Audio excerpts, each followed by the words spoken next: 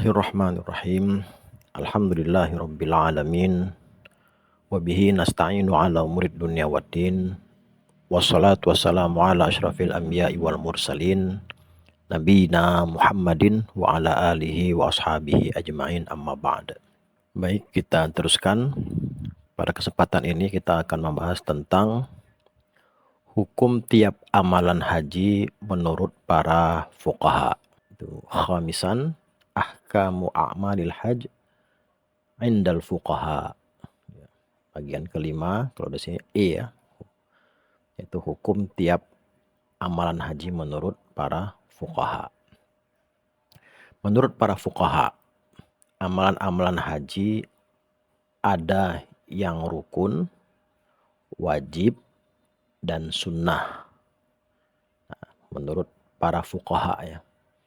Nanti ada menurut mazhab Hanafi, kemudian nanti ada menurut mazhab Maliki, kemudian Imam Syafi'i, kemudian mazhab Hambali. Nah, menurut para fuqaha, amalan haji ada yang dihukumi bahwa amalan-amalan tersebut merupakan rukun, yaitu rukun haji. Kemudian ada yang merupakan wajib haji, ada yang merupakan hanya sunnah-sunnah dari amalan ibadah haji. Kemudian di sini akan saya sebutkan secara ringkas. Nah, ini maksudnya penulis kitab ini ya. Lalu berikutnya akan saya sebutkan tabel perbandingan berbagai mazhab. Ini misalnya di sini yang pertama mazhab Hanafi. Beliau ketika berbicara rukun, rukun haji ada dua macam, yaitu wukuf di Arafah, inilah rukun asli haji. Kemudian tawaf ifadah, jadi hanya dua ya menurut mazhab Hanafi. Kemudian tidak terlaksananya rukun mengakibatkan rusak dan batalnya haji. Nah, ini menurut mazhab Hanafi. Rukun atau fardu adalah perkara yang ditetapkan dengan dalil qat'i. Adapun wajib adalah perkara yang ditetapkan dengan dalil zonni. Jika perkara wajib ditinggalkan lantaran suatu uzur, tidak ada denda apa-apa. Tetapi jika ditinggalkan tanpa ada uzur, harus dibayar denda atau dam. Nah, wajib haji ada banyak. Yang terpenting diantaranya 5 perkara. Di sini kalau lihat, wajibatul hajj khamsah. Yang pertama yaitu sa'i antara Bukit Safa dan Bukit Marwah, kemudian wukuf di Musdalifah, meskipun hanya sesaat pada paruh kedua dari malam, kemudian melempar jumroh, mencukur atau memendekkan rambut, dan tawaf wada. Ini wajib haji menurut mazhab Hanafi. Begitu juga nanti kita temukan ini menurut mazhab Maliki misalnya. Menurut mazhab Maliki. Nah, ini amalan-amalan haji ada berupa rukun, wajib, sunnah, dan mandub. Nah, di sini ada istilah mandub. Kemudian rukun atau fardu adalah amalan yang jika tidak ada maka hakikat haji atau umrah tidak terwujud. Artinya rukun atau fardu menurut mazhab Maliki itu harus ada. Kalau tidak ada maka ya hajinya tidak terwujud. Ya secara ringkasnya mungkin ya yang dinamakan rukun atau fardu dari amalan haji itu harus dikerjakan, tidak boleh ditinggalkan. Kalau ditinggalkan maka ya, haji atau umrohnya tidak sah atau tidak terwujud. Kemudian wajib adalah amalan yang haram ditinggalkan atas kemauan pelakunya tanpa ada kondisi darurat. Tapi nusuk tidak rusak gara-gara ditinggalkannya amalan ini. Ya hampir sama ya dengan mazhab Hanafi tadi. Intinya kalau ditinggalkan kendati ada keterangan bahwa haram di situ ya. Nah, untuk ditinggalkan tapi tidak rusak nusuknya gitu. Nusuk tidak rusak gitu ya. Artinya amalan hajinya itu ya masih bisa ditambal lah gitu. Nah, itu dengan membayar dam. Nah, ini pengertian wajibnya. Kemudian kalau menurut mazhab Maliki rukun itu ada 4. Nah, tadi kalau Imam Hanafi ada 2, di sini ada 4. Nah, itu apa? Ihram, sa'i, kemudian hadir di Arafah, kemudian tawaf ifadah. Pada kesempatan ini saya akan fokus pada mazhab Imam Asy-Syafi'i ya, yang umum kita sebagai masyarakat Indonesia ya, menggunakan pandangan atau pendapat Imam Asy-Syafi'i. Ini amalan haji menurut mazhab Syafi'i. Ya, al-mazhab al-thalis, mazhab yang ketiga. Tadi setelah ada Imam Hanafi, Imam Maliki, kemudian ini yang ketiga mazhab Imam Asy-Syafi'i yang ketiga. Nah, amalan haji ada 3 macam menurut mazhab Syafi'i, yaitu rukun, wajib, dan sunnah. Nah, kalau tadi Imam Maliki ada istilah mandub ya. Nah, Imam Syafi'i hanya ada 3 macam saja, yaitu rukun, wajib, dan sunnah. Tentang amalan rukun, haji tidak sempurna dan tidak sah kecuali jika seluruhnya dikerjakan.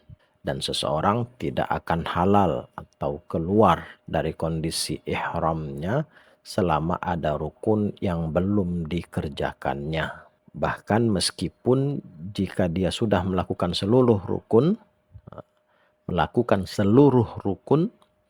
tapi tawafnya kurang 1 putaran atau sa'inya kurang 1 kali, maka dalam keadaan demikian hajinya tidak sah dan dia tidak mendapat tahallul tsani.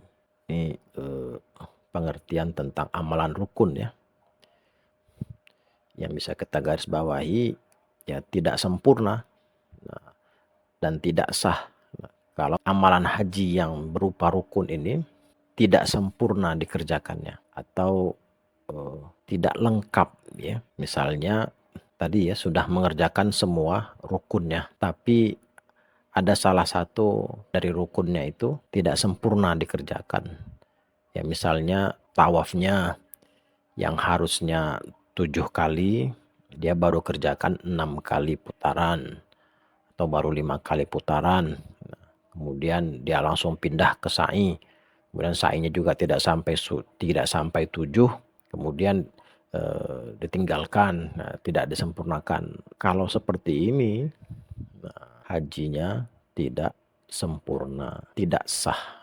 Kenapa? Karena ada amalan rukun yang tidak dikerjakan atau ditinggalkan, atau dikerjakan tapi dikerjakannya tidak sempurna. Nah ini nih, haji tidak sempurna dan tidak sah kecuali jika seluruhnya dikerjakan. Nah, seluruhnya dikerjakan. Ini yang menjadi titik poinnya ya, yang harus kita garis bawahi benar-benar ya, berkaitan dengan rukun. Nah, kemudian disampaikan juga demikian pula jika dia mencukur 2 helai rambut saja maka hajinya tidak sempurna dan dia masih belum keluar dari ihramnya hingga dia mencukur atau memendekkan rambut ketiga. Nanti kita bahas tentang tahallul ya, ketentuan tahallul menurut mazhab Syafi'i.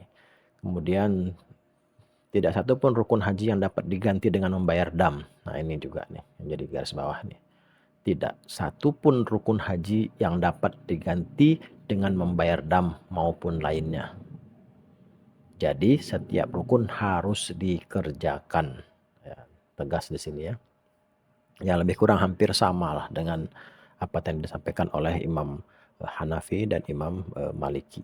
Dan rukun ini kan kalau kita berbicara hampir setiap ibadah syariat, mulai dari wudhu, sholat, kemudian puasa, zakat, itu kan semuanya itu pasti berdiri di atas rukun. Kalau rukunnya dikerjakan dengan baik atau terpenuhi dengan sempurna, maka ibadahnya diterima, sah. Tapi kalau ada yang tertinggal, maka dampaknya apa? Ibadahnya menjadi tidak sah, gitu ya. Kemudian tawaf, sa'i, dan mencukur tidak ada batas akhir waktunya. Ketiganya tidak akan habis waktunya selama orang itu masih hidup. Pencukuran rambut tidak harus dilakukan di Mina dan tanah haram, tapi boleh dikerjakan di kampung halaman atau di mana saja. Rukun-rukun ini wajib dilaksanakan secara berurutan. Nah, ini juga yang harus digarisbawahi ya, berkenaan dengan rukun. Harus dilaksanakan secara berurutan. Nah, yaitu ihram dilakukan paling dulu, wukuf didahulukan daripada tawaf ifadah dan mencukur, kemudian disyaratkan bahwa sa'i dilakukan setelah sebuah tawaf yang sah, dan sah melakukan sa'i setelah tawaf kudum. Tidak wajib mengurutkan antara tawaf dan mencukur. Penekanan pada paragraf ini ya, bahwa rukun itu harus dilaksanakan secara berurutan. Tidak bisa misalnya wukuf dulu, baru nanti selanjutnya mengenakan pakaian ihram atau berniat. Tetapi mengenakan pakaian ihram, kemudian berniat untuk haji, baru melaksanakan wukuf. Nah, itu urutannya. Begitu pula dengan tawaf dan sa'i. Tidak bisa sa'i dulu, baru tawaf. Tapi tawaf dulu, nah kemudian tawafnya itu juga sah ya, artinya sempurna 7 kali putaran, barulah selanjutnya dilakukan sa'i. Ini ya, bahwa rukun harus dilakukan secara berurutan. Nah, berikutnya baru penjelasan tentang amalan wajib atau amalan haji yang dihukumi wajib, yaitu harus dibayar dam jika seseorang meninggalkan salah satunya, dan hajinya tetap sah tanpa mengerjakan amalan tersebut. Baik ia meninggalkannya dengan sengaja atau karena lupa, akan tetapi yang meninggalkannya dengan sengaja terhitung berdosa. Nah, ini jelas ya, kalau tadi yang berupa rukun itu, ini tidak satu pun rukun haji yang dapat diganti dengan membayar dam maupun lainnya. Nah, tapi kalau wajib haji, nah, atau amalan wajib dalam haji, nah ini bisa dibayar dam jika seseorang meninggalkan salah satunya. Kemudian hajinya tetap sah. Tapi kalau ada yang meninggalkannya dengan sengaja, maka berdosa walaupun hajinya sah, gitu ya. Kemudian adapun amalan haji yang berupa sunnah, jika seseorang meninggalkannya maka dia tidak menanggung apapun, baik itu dosa, apakah dam maupun lainnya, akan tetapi dia kehilangan kesempurnaan dan keutamaan serta pahalanya yang besar. Ini ya, hukum amalan haji menurut Imam Asy-Syafi'i. Kemudian boleh juga kita lihat di Imam Hambali ya, dan kita bahas lebih jauh tentang Imam Syafi'i. Sekedar buat pandangan kita saja. Nah, ini Imam Hambali. Keempat, mazhab Hambali. Rukun haji ada 4. Nah, ini menurut Imam Hambali. Yang pertama, ihram. Ia terhitung sah dengan sekadar niat. Kemudian wukuf di Arafah, tawaf ziarah jika dia tidak mengerjakannya dan sudah keluar dari Mekah, dia harus kembali sambil berumroh. Kemudian sa'i antara Bukit Safa dan Marwah. Jadi ada 4. Kalau dari keempat mazhab tadi, maka Imam Hanafi ya, yang kelihatannya paling sedikit untuk jumlah rukun dari amalan-amalan haji. Menurut Imam Hanafi hanya 2 saja, yaitu tadi wukuf, kemudian tawaf ifadah ya, ziarah. Sementara Imam Maliki, Imam Asy-Syafi'i, kemudian Imam Hambali itu lebih dari 2 untuk amalan yang berupa rukun haji ya. Kemudian ini kalau amalan wajib haji ada 7 menurut Imam Maliki. Ihram dari miqat, wukuf, mabit di Muzdalifah, mabit di Mina, melempar ketiga jumrah, kemudian mencukur atau memendekkan rambut, tawaf wada. Ini sekedar gambaran ya. Hukum amalan haji menurut para fuqaha. Baik, akan kita bahas lebih jauh rukun haji, kemudian wajib haji menurut Imam Asy-Syafi'i. Wallahu a'lam bishawab.